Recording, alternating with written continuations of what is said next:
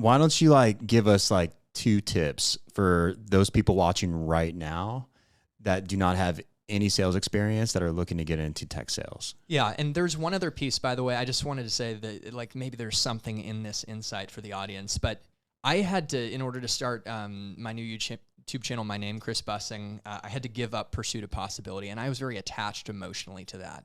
But in order to reach higher levels of success, we have to give up our past identity, who we know ourselves to be, and that attachment.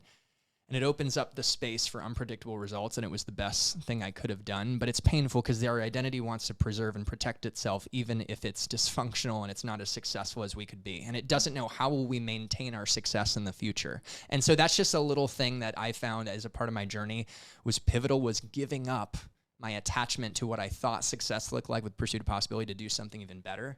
It was the best decision. So, okay, I'm going to give you those 2 tips for people that have no experience. Yeah.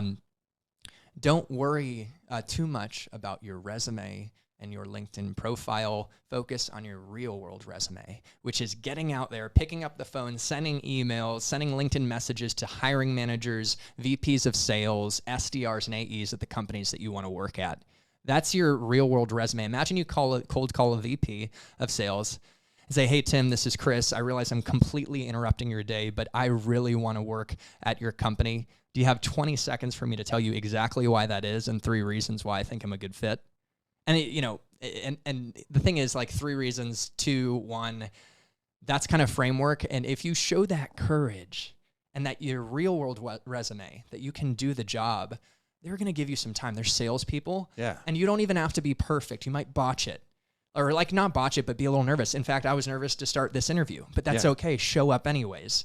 And by having that courage, holy cow, no one is doing that. No one has that guts. You show you can do the job, and they will refer you to the recruiter, and you jump up the resume list. You step outside of the traditional application process, and they say, oh, you don't have cold calling experience. Well, the way you handle that objection is I cold called the VP, and that's why I'm here. Wow. So that's one of my tips. Yeah.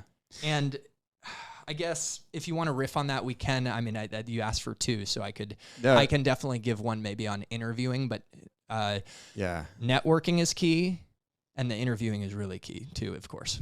Yeah. No, I was very curious about that. And back to your earlier point, be comfortable being uncomfortable. Yes. I think goes a long way. I mean, come on, baby. Like even doing this interview, or I felt a little nervous to start, and so because we're going live, and it's like, what if I mess up? But showing up is success. Crushing the plan is success.